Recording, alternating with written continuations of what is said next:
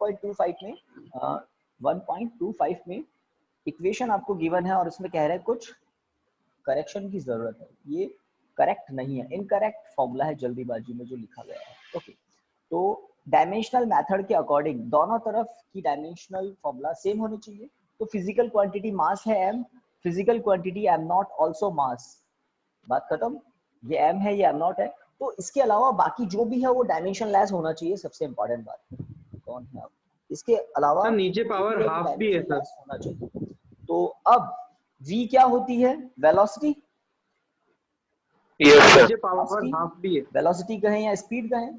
तो अब ये c जो मिसिंग है वो कहाँ होना चाहिए और कैसा होना चाहिए? तो ये c जो है ये v के नीचे डिवाइड में होना चाहिए और c का स्क्वायर होना चाहिए। अब ये जो ब्रैकेट में मैं लिख रहा हूं ये भी क्या हो जाएगा? Unit less. v स्क्वायर मतलब स्पीड का स्क्वायर, c स्क्वायर मतलब स्पीड का स्क्वायर। तो स्पीड का स्क्वायर अपॉन स्पीड का स्क्वायर क्या हो जाएगा? हो जाएगा क्या? Unit less. Yes sir. तो ये जो इनकरेक्ट फॉर्मूला था ये, इसको करेक्ट करने के लिए आपको c को कहाँ फिट करना पड़ेगा ये पूछ रहे हैं। तो आपको c को स्क्वायर करके v स्क्वायर के नीचे पहुंचाना पड़ेगा। रीजन मास इन केजी, मास इन केजी, ठीक है। इसके अलावा जो भी है वो डायमेंशन लेस होना चाहिए। अब इसके अलावा क्या है? तो इसके अलावा ये अंडर रूट है। इस अंडर रूट को ही मैं सेपरेट लिख देता हूँ। इस अंडर रूट में एक तो 1 है, 1 की कोई यूनिट नहीं होती डायमेंशन लेस। दूसरा है v स्क्वायर, माइनस में v स्क्वायर। अब ये v स्क्वायर प्रॉब्लम कर रहे हैं, तो इस v स्क्वायर में ऐसा क्या करें कि ये डायमेंशन लेस हो जाए। तो v स्क्वायर में आपको c स्क्वायर से डिवाइड करना पड़ेगा, तभी डायमेंशन लेस होगा और तभी ये फॉर्मूला सही होगा। अब ये सही हो गया, ठीक है। तो ऐसे ऐसे क्वेश्चन है इसमें, ऐसे ऐसे क्वेश्चन है जिसमें आपको देखना पड़ेगा कि फिजिकल क्वांटिटी v है तो इसका मतलब ये स्पीड है या वेलोसिटी है, c है इसका मतलब ये लाइट की स्पीड है या लाइट की वेलोसिटी है। दैट्स इट, मीटर पर सेकंड। तो अब आपको ध्यान रखना है कि ये जो फॉर्मूला है ये फॉर्मूला आपको डायरेक्ट बताया, पता नहीं कौन सा फॉर्मूला है। आइंस्टीन का नाम सुना है? Albert Einstein.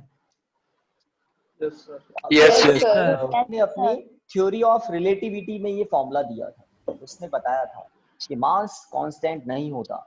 अगर कोई ऑब्जेक्ट लाइट की स्पीड के आसपास स्पीड से मोशन कर रहा है ना, लाइट की स्पीड से तो नहीं कर सकता बट उसके आसपास स्पीड से मोशन कर रहा है, तब मास चेंज हो जाता है, तब मास चेंज हो जाता है और वो इस फॉर्मूले के अकॉर्डिंग आता है। खैर, तो आपको तो बस यही ध्यान रखना है, डिनोमिनेटर को यूनिट लेस बनाने के लिए v स्क्वायर को c स्क्वायर से डिवाइड करना पड़ेगा, क्योंकि c क्या है? स्पीड इन मीटर पर सेकंड। That's it. चलिए नेक्स्ट टू 2.16 देखते हैं 2.16 क्या कह रहा है। तो 2.16 में क्या है? A unit of length convenient of the atomic scale is known as angstrom, एक इंफॉर्मेशन है आगे, and is denoted by a और ऊपर सर्कल लगाया हुआ है, a और ऊपर ऐसा सर्कल लगाया हुआ है, एंगस्ट्रॉम बोलते हैं इसको, 10⁻⁻10 मीटर। तो एटॉमिक लेवल की डिस्टेंसेस को, एटम के डायमीटर को या एटम की है ना रेडियस को इसमें मेजर करते हैं एंगस्ट्रॉम। एंगस्ट्रॉम क्या होता है? 10⁻⁻10 मीटर। आगे ये तो इंफॉर्मेशन है। अब क्या है? मेन क्वेश्चन अब स्टार्ट होता है। The size of a hydrogen atom is about, size मतलब हाइड्रोजन एटम की रेडियस आपको बता रहे हैं, 0.5 एंगस्ट्रॉम मतलब 0.5 इंटू 10⁻⁻10 मीटर। हाइड्रोजन एटम सबसे छोटा एटम होता है, उसकी रेडियस का ऑर्डर आपको बता दिया 10⁻⁻10 मीटर, ठीक है। साइज मतलब किसी भी स्फेरिकल बॉडी के साइज से सीधा सीधा कनेक्शन हम लेते हैं उसकी रेडियस से, ठीक है। What is the total atomic volume in metre cube of a mole of hydrogen atom. तो 1 मोल हाइड्रोजन एटम का बताइए क्या होगा? 1 मोल हाइड्रोजन एटम का मीटर क्यूब में वॉल्यूम कितना होगा, है ना। तो हमें पता है Na, केमिस्ट्री में पढ़ा है क्या Na, Avogadro number? Yes sir, है ना। तो एक केमिस्ट्री की इंफॉर्मेशन अगर किसी को नहीं पता हो तो ध्यान रखना, एवोगैड्रो नंबर क्या होता है? किसी भी सब्सटेंस का अगर आपके पास क्या है 1 मोल सब्सटेंस अगर आपके पास है तो 1 मोल में नंबर ऑफ मॉलिक्यूल्स या फिर नंबर ऑफ एटम्स कितने होते हैं? 6.00 ये होते हैं, इसको बोलते हैं एवोगैड्रो नंबर। 1 मोल। तो मोल कॉन्सेप्ट से हमें एक तो नंबर पता होना चाहिए। क्या बता रहा हूँ, क्योंकि क्वेश्चन नंबर 2.16 में 1 मोल का वॉल्यूम पूछा है, तो 1 मोल हाइड्रोजन एटम्स का वॉल्यूम पूछा है, तो पहले एक एटम का वॉल्यूम हम पता लगाते हैं, है ना, और एक एटम के वॉल्यूम को इससे प्रोडक्ट कर देंगे, क्योंकि सिंगल मोल में। तो मैं पूरा अगर फॉर्मूला बनाऊं, है ना, तो V इक्वल टू होगा 4/3 पाई आर क्यूब इंटू 6.023 इंटू 10⁻23। आप क्या सोचते हैं, ये जो अंडरलाइन है ना, ये अंडरलाइन क्या है, volume of 1 hydrogen atom. Atom को Yes, कैसा माना जाता है, आपने सुना है, स्फेरिकल मानते हैं एटम्स को, तो yes, sir. स्फेरिकल मानते हैं, तो Yes, sir. स्फीयर का वॉल्यूम तो यही होता है ना, 4/3 पाई आर क्यूब। तो एक हाइड्रोजन एटम का वॉल्यूम है ये। रेडियस किसकी रखी जाएगी, हाइड्रोजन के एटम जो गिवन है। और अब 1 मोल में कितने एटम होंगे, तो एवोगैड्रो नंबर के इक्वल होंगे 6.023 इंटू 10⁻23, है ना। सॉल्यूशन करना स्टार्ट कीजिए। आई की वैल्यू 3.14 स्टार्ट कीजिए और क्वेश्चन कंप्लीट हो जाएगा। आर क्यूब, तो पाई तो यहाँ पर 125 इंटू 10⁻−33। कुछ को बुरा लग सकता है ये, लेकिन मैं बताऊंगा कैसे। 6.023 इंटू 10⁻+23, है ना। तो ये कैसे आया आर क्यूब की जगह, तो यहाँ 0.5 है। इसका मतलब क्या होता है, इसका मतलब होता है 5 इंटू 10⁻−11 मीटर। तो जब इसका क्यूब करेंगे आप, तो 5 का क्यूब 125, ट्रू, yes, sir. और 10⁻−11 का क्यूब करेंगे तो 10⁻−33 हो गया, है ना। 3 इंटू 11 33। तो ये हो गया आर क्यूब की जगह 4/3 पाई आर क्यूब। अब कुछ कैंसिल कीजिए, हो रहा हो तो, जो भी हो रहा है कैंसिल। तो 3.154 कंप्लीट कर दिया क्या, चलिए yes, पहले sir. 04, चलिए 046 तक आएगा ये, 046।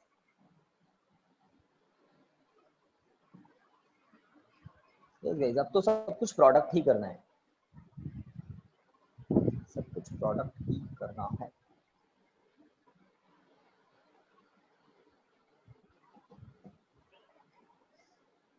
सर 10⁻⁻⁵ 945 सर वीडियो ब्लर आ रही है। वीडियो ब्लर आ रहा है। और ये कौन है, नीलेश कुमावत, पीछे रह गए। चेक करते हैं भाई, वीडियो ब्लर की कह रहे हैं, चेक करते हैं।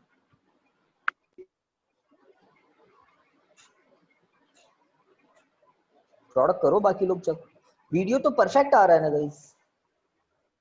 Yes sir. Yes sir, video सही है। वीडियो में कोई प्रॉब्लम, तो ये जो स्टेप है ना, ये वाला स्टेप इस क्वेश्चन का सबसे इंपॉर्टेंट है। आपको हाइड्रोजन एटम की रेडियस बता दी इन्होंने, साइज मतलब हाइड्रोजन एटम की रेडियस बता दी, और आपसे कहा 1 मोल हाइड्रोजन एटम का वॉल्यूम बताइए। तो आप बताएंगे प्रोडक्ट करके।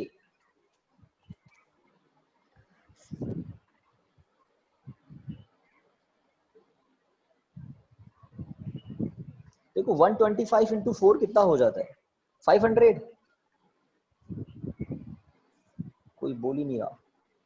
4 इंटू 125 500 इंटू 6.023 इंटू 10⁻⁻10। इतना तो मैंने कर दिया, ज्यादा मुझे कुछ करना नहीं पड़ा इसलिए। 315 315 2.03 2.03। अभी हम इसको थोड़ा राउंडिंग ऑफ करते हैं। 10⁻⁻10 सबको सही लग रहा है, -13 + 23 -10 ही रहेगा पावर। ओके, अब डेसिमल शिफ्ट करते हैं लेफ्ट साइड में, तो ये हो जाएगा, बिल्कुल सही किया आपने, 3.15 बस into 10⁻⁻7 watt metre cube. This is our answer, है ना। तो डेसिमल के बाद 2 प्लेसेस तक इंपॉर्टेंस देनी है, ठीक है। 3.15 10 टू द पावर -7। अब 10 टू द पावर -7 क्यों हुआ? क्योंकि डेसिमल को हमने 3 प्लेस लेफ्ट साइड में क्रॉस करके। ओके, इस क्वेश्चन में आई थिंक यही पूछा था। आगे बढ़ सकते हैं, देख लेते हैं क्वेश्चन नंबर कौन सा था ये। Okay, volume in metre cube of a mole of hydrogen atoms. बिल्कुल ठीक है, मीटर क्यूब में वॉल्यूम आ गया। Next question 2.17 1 mole of an ideal gas at standard temperature and pressure occupies 22.4 liter volume. What is the ratio of molar volume of to the atomic volume? Atomic volume. Guys, ये जो volume है ना, ये atomic volume है।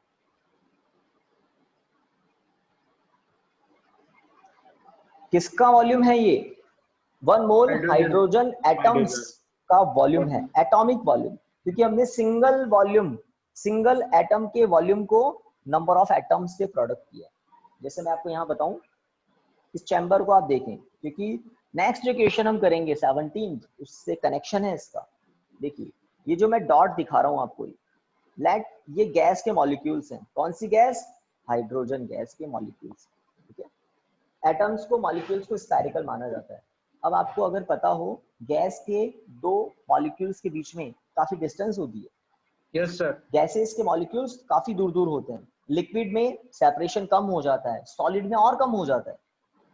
तो सबसे कम density किसकी होती है? गैस की। उससे ज्यादा लिक्विड की, और सबसे ज्यादा सॉलिड्स की होती है।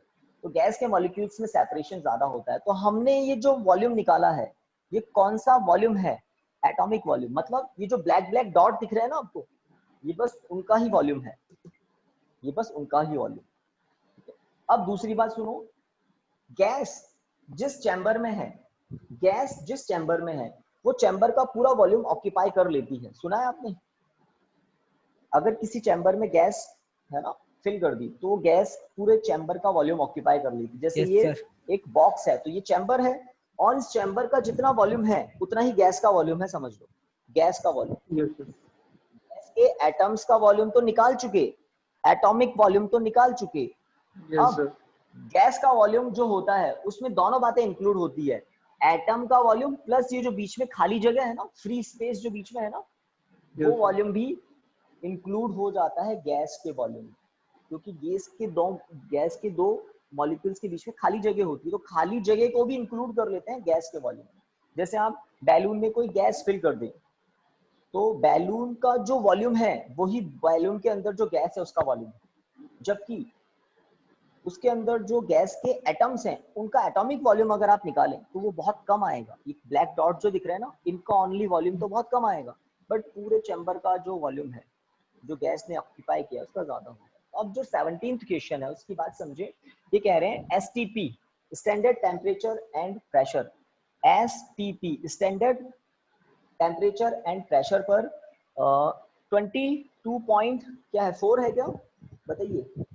22.4 लीटर। 22.4 लीटर। लीटर को आप कैपिटल एल से लिखे। लीटर वॉल्यूम है किसका?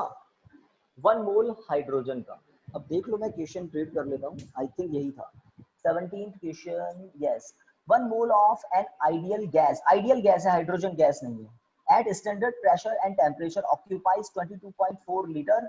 Okay, what is the ratio of molar volume and atomic volume? तो ये जो 22.4 लीटर है, ये कौन सा वॉल्यूम है?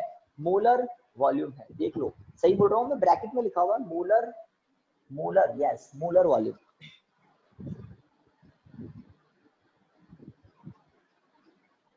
तो ये मोलर वॉल्यूम, तो इसको मैं लिख देता हूँ m, मोलर वॉल्यूम है Vm, और ये क्या है? Va, atomic volume. जब हम मोलर वॉल्यूम को मीटर क्यूब में लेकर आ जाएंगे, फिर हम इसका रेशो पता कर लेंगे। तो मैं आपको बताऊं एक कन्वर्जन सुन लो। क्या? यस, बोलिए। सर यहाँ पे साइज अलग बता रहा था हाइड्रोजन मॉलिक्यूल का, 1 एंगस्ट्रॉम बता रहा है, वहाँ पे अपन ने 0.5 लिया था। अच्छा 1 एंगस्ट्रॉम लिखा हुआ है क्या आपकी बुक में? हाँ, Yes, take the sir. Size of hydrogen molecule to be about 1 angstrom. Yes हाँ सर। वहाँ तो पे इधर अपन देखिए, हाफ लेके चल रहे थे। ये स्फीयर आप देख रहे हो ना, स्फीयर, तो स्फीयर का साइज जो है ना, स्फीयर का साइज जो है वो आपकी टेक्स्ट बुक के अकॉर्डिंग कह रहे हैं 1 एंगस्ट्रॉम, ठीक है साइज। और इसकी रेडियस फिर आपको अपने आप समझ गए होंगे शायद आप कुछ बच्चे, तो इसकी रेडियस आपको कितनी यस लेनी सर, पड़ेगी? Half of diameter. 0.5। तो मैं थोड़ा सा दिमाग तेज चला दिया, मैंने आपको डायरेक्ट रेडियस बताई है ना, कोई दिक्कत नहीं। अगर 1 एंगस्ट्रॉम आपको साइज बता रहे हैं तो फिर साइज आपको पूरा ही लेना पड़ेगा, इसकी जो पूरी थिकनेस है स्फीयर की, एटम की थिकनेस, और रेडियस आपको ये लेकर चलनी पड़ेगी, ठीक है। अब मुझे तो क्या कुछ क्वेश्चन याद हो गए, तो मुझे पता था रेडियस इतनी लेनी है, तो मुझे लगा कि आपको आर गिवन है, बट आप कह रहे हैं आर गिवन नहीं है, यही कह रहे हैं ना आप? आपको यस पूरा सर, का पूरा थिकनेस Yes, गिवन sir. है इसकी, सर मोटाई, हाइड्रोजन थिकनेस, डायमीटर, मॉलिक्यूल लिखा हुआ है वैसे भी। मॉलिक्यूल लिखा हुआ है, तो पूरा का हाँ पूरा थिकनेस ही लेना है आपको, ठीक है। तो रेडियस आपको 0.5 लेनी है, कुछ क्वेश्चन में क्लियर नहीं किया है, बट हम बता रहे हैं आपको रेडियस हाइड्रोजन एटम की इतनी लेनी है। खैर अभी आइए 17th क्वेश्चन पर। 17th क्वेश्चन में आप कॉपी के टॉप पर या इस क्वेश्चन नंबर में लिख सकते हैं कन्वर्जन क्या, 1 litre equal to 10 to the power -3 metre cube. फटाफट लिखिए, 1 litre equal to 10 to the power -3 metre cube. जैसे आप है ना कभी भी कहीं घूमने वगैरह जाते हैं, इन जनरल हम सिनेमा हॉल में कहीं वाटर बॉटल लेते हैं, तो उसमें वाटर कितना आता है, लीटर में आता है, देख लेना 1 लीटर, गाइस देखा होगा ना। Yes sir. वाटर बॉटल का नाम यस इसलिए ले रहा सर। हूँ क्योंकि इसमें 1 लीटर आता है, बाकी कोल्ड ड्रिंक वगैरह आप पीते होंगे तो उसमें इन जनरल अलग अलग ml मिलीलीटर। होता है, ml है ना, ml होता है। तो 1 litre 10 to the power -3 metre cube होता है, मानते हैं क्या? Yes sir. यस अब सर। नहीं मानते यस हैं वो सर। भी मानने लग जाएंगे, एक एग्जांपल है, अच्छा सा एग्जांपल आपसे कहूं मैं, 1 मीटर क्यूब क्या है, तो आप क्या कहेंगे? चलो ये बताओ पहले, 1 मीटर क्यूब किस फिजिकल क्वांटिटी के लिए कहा जाता है? फटाफट आना चाहिए ना, So volume. वॉल्यूम के लिए। फटाफट बोलना चाहिए ना, वॉल्यूम के लिए। अब 1 मीटर क्यूब कैसे आता है, तो आप इमेजिन करें आपके घर पर एक वाटर टैंक है नीचे, जिसकी डेप्थ कितनी है, 1 मीटर, जिसकी विड्थ कितनी है, 1 मीटर, और जिसकी थिकनेस कितनी है, थिकनेस भी कितनी है, 1 मीटर। तो इस तरह से, यस सर। तो एक वाटर स्टोरेज हम इमेजिन करें जिसकी लेंथ, विड्थ, हाइट सब क्या है, 1 मीटर है, तो आप समझ गए होंगे उसका वॉल्यूम कितना होगा। ये ऑलमोस्ट बना दिया मैंने। थिकनेस भी कितनी है, 1 मीटर, विड्थ है ना, लेंथ, हाइट, तो इस है ना इस क्यूब का वॉल्यूम कितना होगा, सही लिखा हुआ 1 metre cube, length into width yes sir. 1 metre cube. Yes तो सर। इमेजिन कर सकते हैं ना 1 मीटर कितना होता है, ये तो सबको पता है ना, सबको पता है 1 मीटर कितना होता है, 100 सेंटीमीटर इक्वल टू 1 मीटर। ये एग्जांपल मैं इसलिए दे रहा हूँ क्योंकि आपको थोड़ा सा ना प्रैक्टिकल फीलिंग भी आनी चाहिए कि 1 मीटर क्यूब कितना होता है। तो एक टैंक इमेजिन करें, 1 metre long, 1 metre width and 1 metre depth. अब उस टैंक के अंदर कितना वाटर आ जाएगा, कितना, सर 1 मीटर क्यूब, आपने जल्दी कीजिए 100 जल्दी। Centimetre is equal to 1 metre square लिखा हुआ है। हाँ ये तो कुछ गलत लिख दिया, इधर देखिए, इस टैंक में कितना वाटर आ जाएगा, 1 मीटर क्यूब, ट्रू। जल्दी सर। जल्दी जल्दी। अब मैंने जो आपको बताया था ना कि वो जो बॉटल आप परचेस करते हैं उसमें कितना वाटर होता है, 1 लीटर, और आप उस बॉटल को भी देख चुके हैं, आप देखे हुए हैं ना भाई, प्रैक्टिकल बात कर रहा हूँ मैं, फीलिंग भी आनी चाहिए क्या। उस बॉटल में आप वाटर को देखते हैं कितना होता है, और इस 1 मीटर क्यूब वाले टैंक को भी आप इमेजिन कर सकते हैं कि कितना बड़ा होता है। तो इसको 1000 लीटर आएगा सर। कंप्लीटली फिल करने के लिए, इस टैंक को वाटर से कंप्लीटली फिल करने के लिए वो 1 लीटर वाली कितनी बॉटल्स की नीड होगी, 1000 बॉटल चाहिए आपको है ना, 1 लीटर की 1000 बॉटल चाहिए और आप इसमें फिल कर सकते हैं उन बॉटल को यूज करके, सारा पानी इसमें डालें फिल हो जाएगा। उसका रीजन 1000 लीटर इक्वल टू होता है 1 मीटर क्यूब। ध्यान रखना 1000 लीटर इक्वल टू होता है 1 मीटर क्यूब। तो ये जो कन्वर्जन आपको लिखवाया है कि 1 लीटर कितना होगा, तो 1 लीटर कितना होगा 10⁻³ मीटर क्यूब। तो ये कन्वर्जन आपका दिमाग एब्जॉर्ब कर ले, इसलिए मैं एग्जांपल बताता हूँ कि आप वाटर बॉटल को भी देख चुके हैं और 1 मीटर क्यूब का टैंक भी आप इमेजिन कर सकते हैं। तो आपका दिमाग एब्जॉर्ब कर सकता है कि हाँ 1 मीटर क्यूब के टैंक को वाटर से फिल करने के लिए हाँ सही हो सकता है कि 1000 बॉटल यूज आ सकती है, 1000 बॉटल यूज आ सकती है। That means 1000 litre equal to 1 metre cube. Litre भी वॉल्यूम की यूनिट होती है किसी अलग सिस्टम ऑफ यूनिट में, और मीटर क्यूब ऐसा ही सिस्टम है। तो ये कन्वर्जन ठीक है, फिट हो गया दिमाग में। क्यों बताया बताइए मैंने इस क्वेश्चन नंबर 2.17 में मैंने ये कन्वर्जन क्यों बताया, कोई बताएगा? 1 litre equal to 10⁻³ metre cube क्यों बताया? सर क्योंकि 22.4 लीटर को मीटर क्यूब में कन्वर्ट करना, मीटर क्यूब में कन्वर्ट करना पड़ेगा।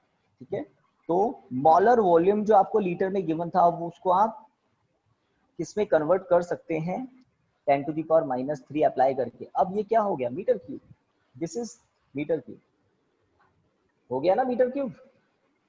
1 लीटर में इतना मीटर क्यूब होता है तो 22.4 लीटर में इतना मीटर क्यूब होगा, एक आंसर। और प्रीवियस क्वेश्चन 2.16 में हमने एटॉमिक वॉल्यूम निकाला था, वो आपको मुझे वापस बताना है, आई थिंक 3.15। Yes sir. 10⁻⁷ देखिए मुझे ऐसा याद आ रहा है, अभी अभी लिखा था शायद, है ना। तो ये है molar volume in metre cube, ये है atomic volume in metre cube, और आपको इसका रेशो पूछा है। अब रेशो किससे किसका करना है वो क्वेश्चन में देख लो। AM VM अपॉन VA करना है या VA अपॉन VM करना है, ये बताइए मुझे question. VM upon VA। VM upon VA करना है, क्योंकि यहाँ स्क्रीन बार बार ये ऑफ हो जाती है, ऑन करना पड़ता है। तो क्वेश्चन नंबर इसमें आपको रेशो करना है VM अपॉन VA, बिल्कुल ठीक है, VM अपॉन VA करना है, तो कर लीजिए नाउ।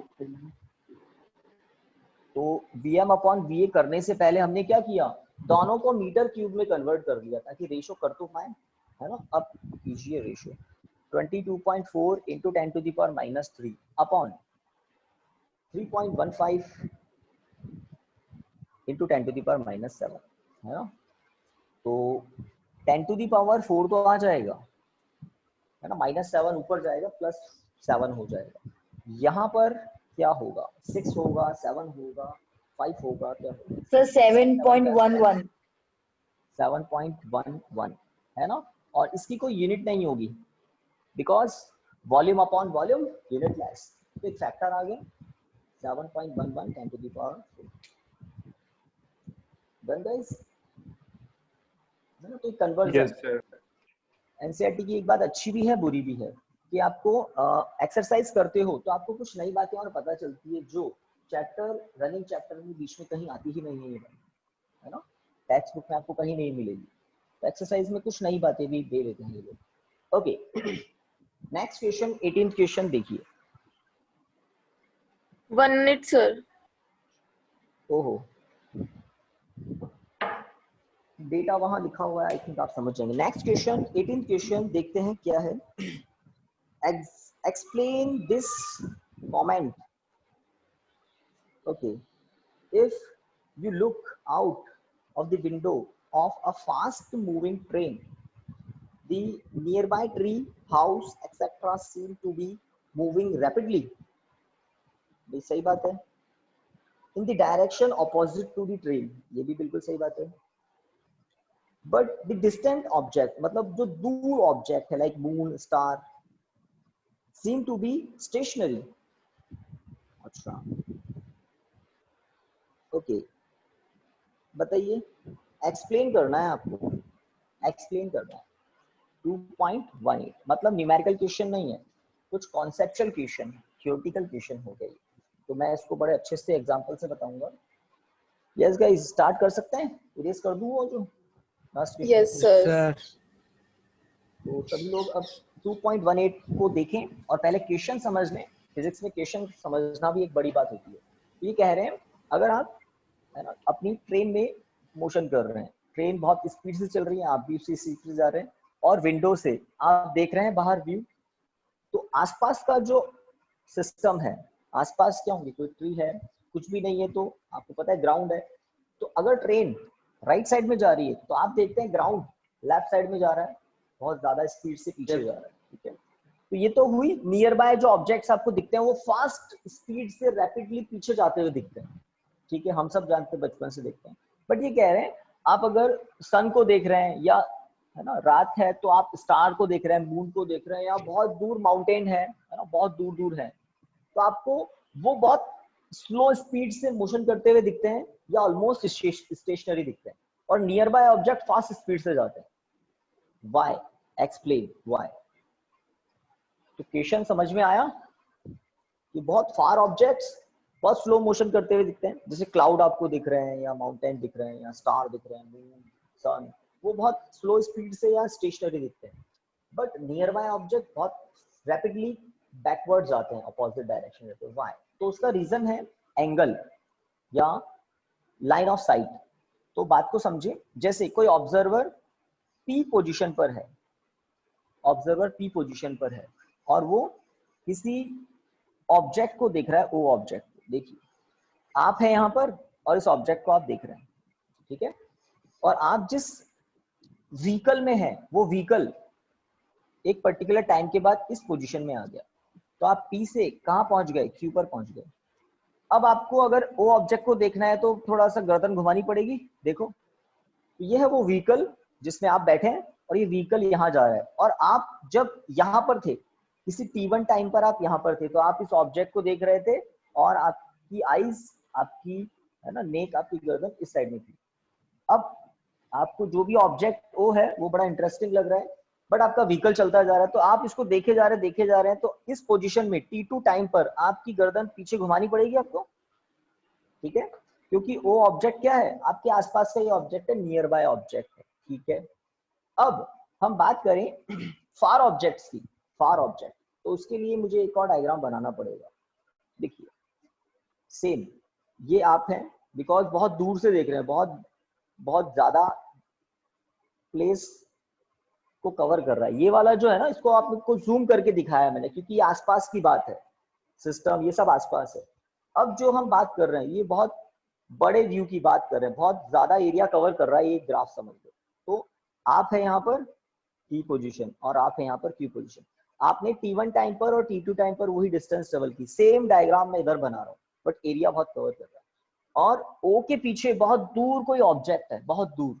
लेट अगर O से व्हीकल का डिस्टेंस 20 मीटर है, तो यहां से यहां पर कोई पॉइंट है ना, यहाँ पर कोई पॉइंट है Q डैश, तो Q डैश का आपके व्हीकल से डिस्टेंस समझ लो 2 किलोमीटर है या 3 किलोमीटर है।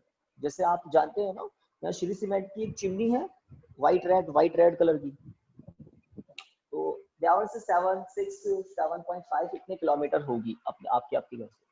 तो नियर बाय ऑब्जेक्ट तो फास्ट मूविंग दिखते हैं पीछे जाते हुए, बट वो जो फार ऑब्जेक्ट है उसका मोशन बहुत स्लो होता है। रीजन देखिए, अगर आप इस ऑब्जेक्ट को देख रहे थे, अब इंटरेस्टिंग बात होने वाली है ना, जब आप आसपास वाले ऑब्जेक्ट को देख रहे थे तो आपको गर्दन ज्यादा घुमानी पड़ी, देखो सेम टाइम इंटरवल में।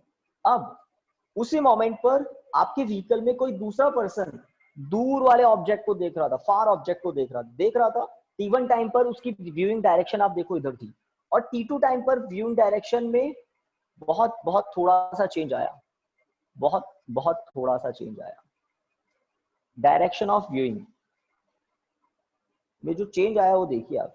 तो उसको किसको गर्दन ज्यादा घुमानी पड़ेगी, है ना, यहाँ पर है ना। तो पास जो देख रहा है व्हीकल में, मूविंग व्हीकल में, नियर बाय ऑब्जेक्ट को जो ऑब्जर्वर देख रहा है, नियर बाय ऑब्जेक्ट को जो ऑब्जर्वर दे रहा है, उसको गर्दन ज्यादा घुमानी पड़ेगी t1 से t2 टाइम में। और सेम व्हीकल में कोई ऑब्जर्वर जो फार ऑब्जेक्ट्स को देख रहा है, उसको t1 से t2 टाइम में थोड़ी गर्दन को कम घुमानी पड़ेगी, देख रहा है ना। तो इसको हम बोलते हैं एंगल, दिस इज एंगल। तो अगर rate of change of angle ज्यादा है, rate of change of angle ज्यादा है तो ऑब्जेक्ट्स रैपिड मोशन में दिखेंगे, और rate of change of angle कम है तो ऑब्जेक्ट्स स्लो मोशन करते हुए दिखेंगे। ये ओ डैश तो मैंने कहा 2 किलोमीटर है, अगर ये 20 किलोमीटर होता तो आप समझ लो θ2 और कम होता। एंगल इक्वल टू क्या होता है, आर्क अपॉन रेडियस। तो जितना डिस्टेंस बढ़ती जाएगी, आर जितना ज्यादा होता जाएगा, एंगल में चेंज उतना कम होता जाएगा। तो rate of change of angle, कुछ लोग ऐसा बोलते हैं, कुछ लोग कहते हैं position of line of site. ये जो एरो है ना, इसको बोलते हैं लाइन ऑफ साइट। जिस डायरेक्शन में आप देख रहे हैं उसको बोलते हैं लाइन ऑफ साइट। तो लाइन ऑफ साइट रैपिडली अगर चेंज हो रही है तो ऑब्जेक्ट्स रैपिड मोशन करते हुए दिखेंगे, और लाइन ऑफ साइट अगर धीरे धीरे चेंज हो रही है तो ऑब्जेक्ट्स स्लो मोशन करते हुए दिखेंगे। तो यहाँ पर बहुत सारी लाइन ऑफ साइट्स बन जाएगी। तो लाइन ऑफ साइट्स में है ना, ऑब्जर्वर यहाँ से यहाँ पहुंचा तो बहुत सारी लाइन ऑफ साइट बीच में निकल गई। तो लाइन ऑफ साइट अगर रैपिडली चेंज हो रही है तो वो ऑब्जेक्ट रैपिड मोशन करता हुआ दिखेगा। लाइन ऑफ साइट अगर स्लो चेंज हो रही है तो ऑब्जेक्ट स्लो मोशन करता हुआ दिखेगा। तो मैंने थोड़ा रीजन बताया आपको कि नियर बाय ऑब्जेक्ट रैपिडली पीछे जाते हुए क्यों दिखते हैं, क्योंकि एंगल रैपिडली चेंज होता है नियर बाय ऑब्जेक्ट्स के लिए, है ना। अगर डिस्टेंस कम है तो एंगल में चेंज बहुत जल्दी होगा, और डिस्टेंस अगर ज्यादा है तो एंगल में चेंज कम होगा। डायग्राम देखकर कुछ पता लग रहा है ना। प्रैक्टिकली भी आप जानते हैं कि आप मोशन कर रहे हैं, किसी ऑब्जेक्ट को देखते देखते मोशन कर रहे हैं तो आपकी गर्दन ऑटोमेटिकली पीछे होती रहती है, और यहाँ पर बहुत कम आपको बैंड करना पड़ेगा नेक को। बताइए, बात सही है? दोनों एग्जांपल से बात समझ में आ रही है डायग्राम से? Yes sir. है ना, यहाँ एंगल ज्यादा है, यहाँ एंगल कम है, जबकि डिस्टेंस वही है। P से Q तक का डिस्टेंस यहाँ भी वही है, P से Q तक का डिस्टेंस यहाँ भी वही है। आपको डायग्राम पर, मार्कर बोर्ड पर जो डायग्राम में हो सकता है डिस्टेंस ज्यादा दिख रही है, बट मैं कह रहा हूँ ये डिस्टेंस सेम है, ये डिस्टेंस भी सेम है। डिफरेंस किसका है? O पॉइंट यहाँ नियर है, बहुत नियर है, और O डैश पॉइंट बहुत बहुत दूर है। ठीक है, O डैश पॉइंट बहुत बहुत दूर। चलिए, तो रीजन क्या होगा? When the line of sight changes rapidly, then the object is appeared to move faster or motion rapidly. Second में आप कहेंगे when the line of sight, है ना, when the line of sight moving slow or the line of sight changes with slow rate, then the object is appeared to move slow.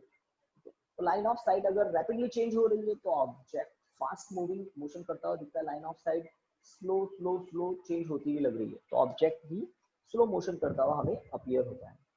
और actual में तो object motion कर ही नहीं रहा है, पता है आपको? मोशन कौन कर रहा है? ऑब्जर्वर मोशन कर रहा है। तो ये रिलेटिव मोशन का भी कॉन्सेप्ट होता है। चलिए, तो मैंने आपको डिस्टेंस का रोल बताया, इन डायग्राम से बताकर मैंने आपको डिस्टेंस का रोल बताया। फार ऑब्जेक्ट्स स्लो मोशन करते हुए क्यों दिखते हैं? क्योंकि एंगल धीरे चेंज होता है उनके लिए। नेक्स्ट क्वेश्चन, ये कौन सा था? 18th। नेक्स्ट क्वेश्चन देखिए। तो एनसीईआरटी में कुछ क्वेश्चन तो बस कॉन्सेप्चुअल है कि बस आपको सोचना है, आपके अभी तक के लाइफ के जो एक्सपीरियंस हैं वो भी यूज आ जाते हैं। तो ये 18th क्वेश्चन था। अब 19th देखते हैं हम क्या कह रहे हैं। The principle of parallax. अच्छा ठीक है, ये तो कर लिया समझो गाइस, इतना पूरा पैराग्राफ पढ़ने की जरूरत नहीं है आपको। आप मुझे बताओ 1 parsec equal to how many metres?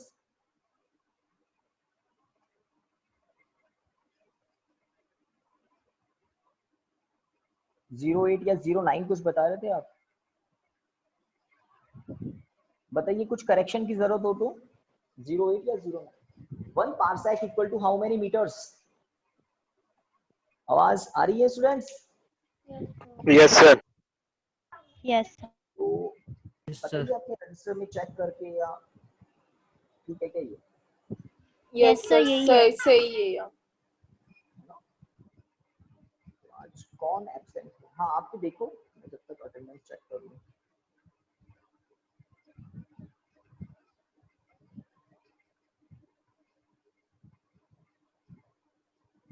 तो आज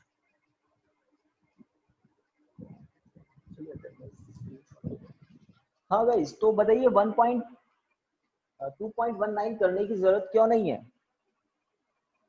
तो मैं ही बता देता हूँ, करने की जरूरत इसलिए नहीं है क्योंकि ये आपसे पूछ रहे हैं 1 parsec equal to how many metres, ये आपको बताना है। और हमने जब 1 पार्सेक पढ़ा था ना, तो वो जो टॉपिक आपका लिखा हुआ है ना बुक रजिस्टर में 1 पार्सेक, बस वहाँ जो कैलकुलेशन वाला पोर्शन है वही आपका सॉल्यूशन होगा 19th क्वेश्चन का, है ना? वही आपका सॉल्यूशन होगा 19th क्वेश्चन का। और मैंने कैसे निकाला था मुझे याद आ रहा है, डिस्टेंस इक्वल टू होता है, जैसे एंगल इक्वल टू होता है arc upon, angle equal to होता है आर्क अपॉन रेडियस। तो रेडियस इक्वल टू क्या होगी, आर्क अपॉन एंगल। और आर्क कितनी लेनी थी, मुझे याद आ रहा है 1 AU डेफिनेशन के अकॉर्डिंग, और एंगल कितना लेना था 1 सेकेंड। 1 सेकेंड। अब हाँ, एक स्टेप और, 1 AU को मीटर में लिखना होगा और 1 सेकेंड जो एंगल है उसको रेडियन में लिखना होगा, और सॉल्व करोगे तो आप यहाँ पहुंचोगे, है ना? ये मैंने आपको वापस रास्ता बता दिया, उस दिन जो किया था हमने थोड़ा मैंने आपको वापस हिंट दे दिया, तो इसलिए नहीं करना है क्योंकि हम ऑलरेडी कर चुके। तो नेक्स्ट क्वेश्चन फिर देखिए आप और रीड कीजिए।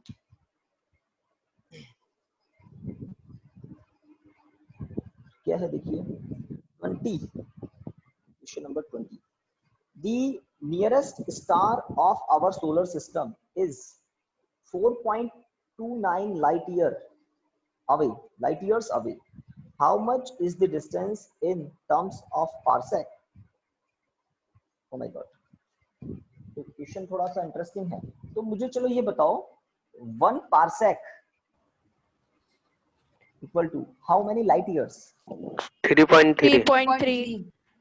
मुझे ऐसा है ना, आपको शायद बताया था इसलिए आपके पास भी बिल्कुल ठीक है, आपने सही बताया 3.3 लाइट ईयर्स।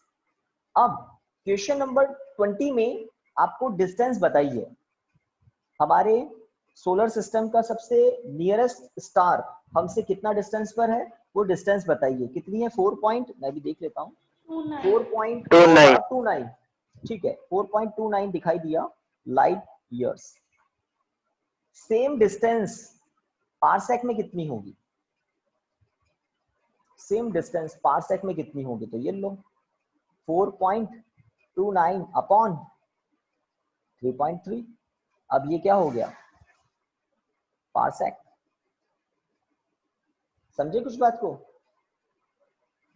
इस कन्वर्सेशन से मेरे को पता लगा भाई 1 parsec equal to this much light year, तो 1 लाइट ईयर इक्वल टू क्या होगा 1 अपॉन 3.3 पारसेक।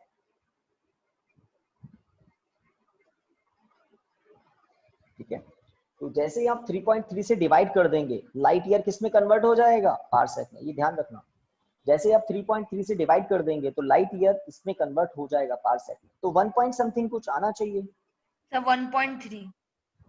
1.3 अब आपको लिखना है पारसेक, खत्म 1.3 पारसेक। तो अगर आपको ये कन्वर्जन पता है तो आप लिखेंगे as we know 1 parsec equal to 3.3 light year. Now given क्या है वो लिखेंगे, फिर आप अपना काम चालू कर देंगे, है ना। सो पारसेक, तो आप क्या जानते हैं, वो गिवन क्या है वो, फिर प्रोग्राम डिवाइड का और आंसर आ जाएगा। तो 21 की तरफ बढ़ते हैं आगे, और बहुत फाइन करोगे ना तो 3 के बाद में कुछ नंबर आएगा 1 या 2, आई थिंक 3 के बाद में कुछ नंबर आएगा, नॉन जीरो होगा, 1 या 2 कुछ होगा, है क्या कुछ 1 2? नो सर कुछ भी नहीं है। ऐसा कैसे? सर 1.323। हाँ परफेक्ट डिवाइड जा रहा है क्या, देख लेना, आप चेक कर लेना, मैंने तो आपको रास्ता बता दिया। चलिए 21 पर आते हैं, 21 क्वेश्चन। हाँ तो गाइस इसमें और भी कुछ पूछा है। किसमें, 20 में? चलिए देखते हैं। हाँ आप सही कह रहे हैं, लैंग्वेज को और रीड करते हैं। How much parallax would the star shown when viewed from two location of earth 6 months apart in the orbit around? Oh my god, अब तो क्वेश्चन और इंटरेस्टिंग हो गया। how much parallax would the star, okay तो अब देखिए ये orbit है अर्थ की, बीच में है सन, तो ध्यान दें ये सन है और ये ऑर्बिट है अर्थ की। अब ये अर्थ यहाँ पर, E फॉर अर्थ है ना। आज डेट है 1920, अर्थ यहाँ पर है।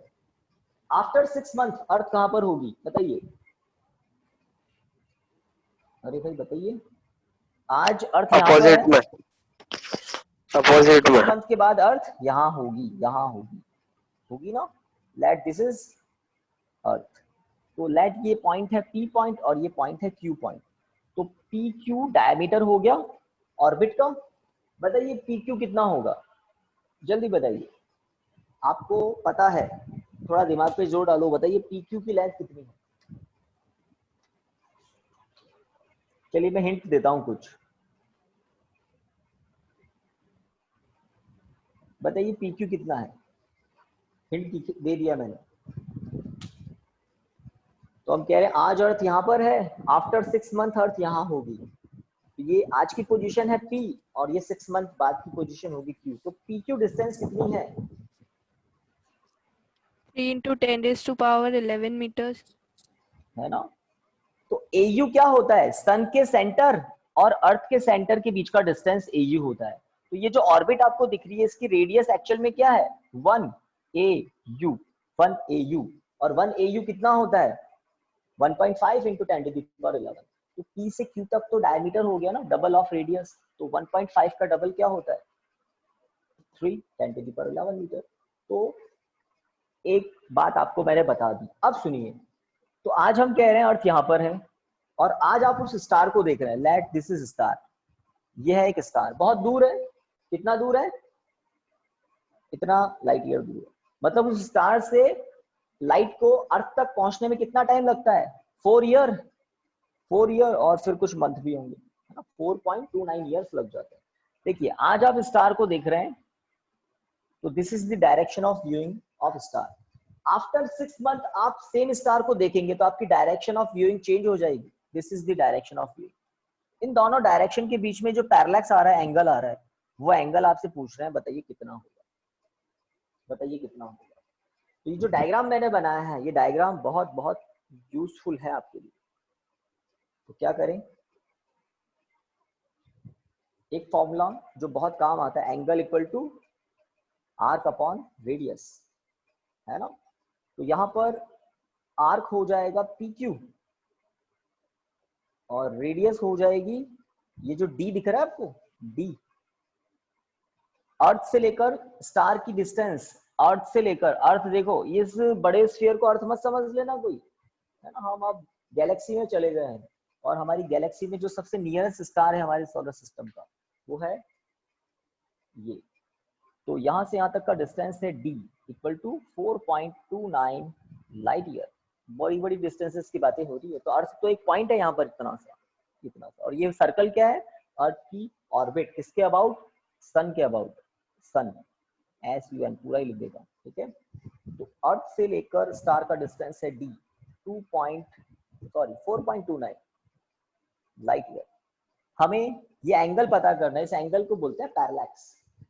आपको बताया था एक दिन पैरेलैक्स, आप अपनी एक आई को क्लोज करके फिर देखते हैं तो देखने की जो डायरेक्शन होती है वो चेंज हो जाती है। तो उन दोनों के बीच में जो एंगल होता है वो होता है पैरेलैक्स। तो बताइए क्या करें, हमें क्या क्या पता है? तो हमें P से लेकर Q तक का डिस्टेंस पता है, और जब रेडियस बहुत ज्यादा हो, P से Q तक, P से S तक और Q से S तक, और ये आर्क नियरली इक्वल टू क्या हो जाएगा? तो PQ नियरली इक्वल टू क्या होगा? Arc PQ। आपको याद आया, बहुत बड़े सर्कल का छोटा सा पोर्शन क्या होता है? Nearly equal to straight line, है ना। तो ये डिस्टेंस बहुत ज्यादा है। लाइट को स्टार से अर्थ तक आने में 4 ईयर से भी ज्यादा टाइम लग रहा है। इसका मतलब ये डिस्टेंस बहुत ज्यादा है ना। अगर मैं डायग्राम एक्चुअल बनाऊं तो मार्कर बोर्ड पर पॉसिबल नहीं है, या मुझे अपनी ये ऑर्बिट बहुत छोटी करनी पड़ेगी, है ना, तब आपको पता लगेगा। तो इस फॉर्मूले से हमारा काम हो जाएगा। तो थीटा इक्वल टू क्या होगा? आर्क PQ के प्लेस पर PQ और डिस्टेंस D है। आपको आर्क लिखना है मीटर में और डिस्टेंस भी मीटर में, तब आपको एंगल मिल जाएगा रेडियन में। बात खत्म। तो एंगल को रेडियन में पता करना है तो दोनों को मीटर में लिखना पड़ेगा। PQ को मीटर में लिख सकते हैं हम 3 × 10⁻11।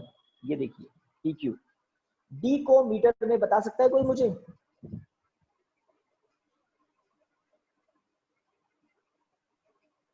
Nine 9.46 into 10 to the power 15 into this, है ना? तो कितने लाइट ईयर है? 4.29 लाइट ईयर। हमें पता है 1 लाइट ईयर में कितना मीटर होता है, ये देखिए 1 लाइट ईयर में कितना मीटर होता है, 9.46 10 to the power 15, है ना? तो क्वेश्चन नंबर 20 के दो पार्ट थे। पहले आपको, है ना, पहले आपको क्या बताना था कि कितने लाइट ईयर है तो कितने पारसेक होंगे, और दूसरा आपको बताना था अर्थ की एक पोजीशन से स्टार को देखा जा रहा है और 6 मंथ के बाद अर्थ से सेम स्टार को देखा जा रहा है। बताइए इन दोनों देखने की जो डायरेक्शन है उसमें पैरेलैक्स कितना होगा? पैरेलैक्स कितना होगा? तो 6 मंथ का नाम ले लिया तो मुझे पता है सन से अर्थ का डिस्टेंस कितना है 1 AU, और 6 मंथ के बाद अर्थ कहां पहुंच जाएगी? डायमेट्रिकली अपोजिट एंड पर। तो इसका मतलब PQ क्या हो गया? अर्थ की ऑर्बिट का डायमीटर, और एक्चुअल में PQ कितना हो जाएगा? ट्वाइस ऑफ AU, मतलब दिस मच। तो इसको कोई सॉल्व करके बता दे उतना ही रेडियन होगा, बहुत बहुत कम होगा। 0.074 0.074 into 10 to the power -4। तो इसको हम थोड़ा सा और साइंटिफिक तरीके से लिखेंगे, 7.4 into 10 to the power -6 RAD, radian. Second में कन्वर्ट कर सकता है कोई इसको? अगर दिमाग लगाएं तो कर सकते हैं। अगर आपको याद हो 1 second equal to how many radians, कुछ बताएं? 1 second equal to how many radians? पुरानी बात याद कीजिए। 4.83 into 10 raised to power -6। बाकी लोग agree? 1 second equal to how many radians, सही बताया ना? एक दो जने बता दो, सही है?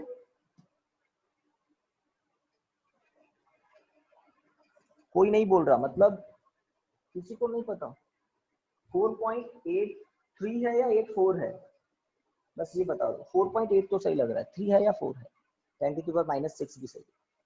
तो अगर हमने रेडियन में आंसर पता कर लिया, और अगर किसी का मन हो सेकंड में आंसर पता करने का, थीटा की वैल्यू सेकंड में, कोई दिक्कत नहीं है। ये जो वैल्यू है इससे डिवाइड करते ही रेडियन सेकंड में कन्वर्ट हो जाएगा। अगर किसी को थीटा की वैल्यू सेकंड में चाहिए तो 7.4 divided by 4.83, 10 to the power -6 cancel हो जाएगा, तो ये हो जाएगा सेकंड। इसको कोई सॉल्व करके बता सकता है तो बताइए। 1 पॉइंट कितना? तो 1.512 seconds। 4.85 है। 85 है क्या यहाँ पर 3 के प्लेस पर? Yes sir. 5 है ना? तो अब ये तो इंटरेस्टिंग बात बता रहे हो, वापस सॉल्व करके देखो क्या 1 सेकंड है हाउ मेनी रेडियन। भाई आपके पास तो लिखा हुआ है ना, सभी के पास, बताते क्यों नहीं आप? जल्दी बताइए। सर बुक में से बताया। यही है सर। 83? Yes sir. तो इसको चेक करना, 85 भी बता रहे, 83 भी बता सर रहे। एनसीईआरटी में 85 है। एनसीईआरटी में 85 है, और फिर आप अपनी कैलकुलेशन भी चेक करना है ना कि ऐसा डिफरेंस क्यों है। हो सकता है पाई का कुछ डिफरेंस, तो हमने 3.14 या पाई अगर यूज आया हो।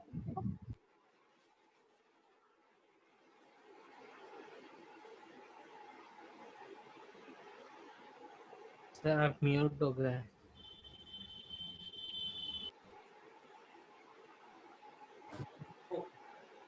क्या था कुछ मोमेंट के लिए, अगर आपको रेडियन में आंसर मिल जाए और सेकंड्स में कन्वर्ट करने की जरूरत पड़े, तो आप इस डेटा को यूज देकर डिवाइड करके रेडियन को सेकंड में कन्वर्ट कर सकते हैं। जैसे ये डिवाइड का आंसर 4.85 से ही निकला है। 85 से निकला है? अच्छा, तो 1.5 सेकंड के आसपास आंसर आ रहा है। तो मैं यहाँ 5 कर देता हूँ। तो आपको एक HW दे दिया छोटा सा, कि जो 1 सेकंड इक्वल टू रेडियन हम लिखते हैं ना, उसमें 4.8 तो सही है, मेजर पोर्शन तो सही है, बट डेसिमल के बाद जो सेकंड प्लेस है उसको चेक करना सही से। और ये HW है, समझ लो आज का, ठीक है? बड़ा काम नहीं, छोटा सा काम। तो पैरेलैक्स दिखेगा पर्सन को, जो भी ऑब्जर्वर है, जो भी साइंटिस्ट है, वो इस डेट पर स्टार को देख रहा है अपने टेलीस्कोप से, अब 6 मंथ वो वेट करता है और जैसे ही 6 मंथ के बाद वो वापस स्टार को देखता है तो उसको अपने टेलीस्कोप को कितना एंगल पर चेंज करना पड़ता है, बहुत थोड़े से एंगल पर, 1.5 सेकेंड एंगल पर ही चेंज करना पड़ता है, दैट्स इट, और उसको वापस वो स्टार दिखाई देता है। तो ये था क्वेश्चन नंबर 20 की कहानी। अब देखिए टाइम क्या हो गया, बड़े बड़े अच्छे अच्छे क्वेश्चन, ठीक है।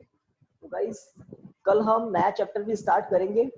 आपको कौन से क्वेश्चन नहीं करने हैं इस एक्सरसाइज में, 21, 22, ये 2 क्वेश्चन आपको नहीं करने। आप चाहे तो रीडिंग कर सकते हैं, बट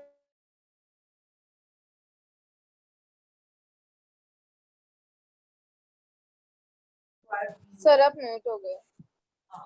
करना है 2 क्वेश्चन हमें कल और करने, 23, 24, और उसके बाद हम नेक्स्ट चैप्टर स्टार्ट करेंगे, थर्ड चैप्टर। 24 तो हो गया सर। 24 हो गया तो वो भी बात कर लेंगे। मतलब कुल मिलाकर कल हम थर्ड चैप्टर स्टार्ट करेंगे, मोशन इन स्ट्रेट लाइन।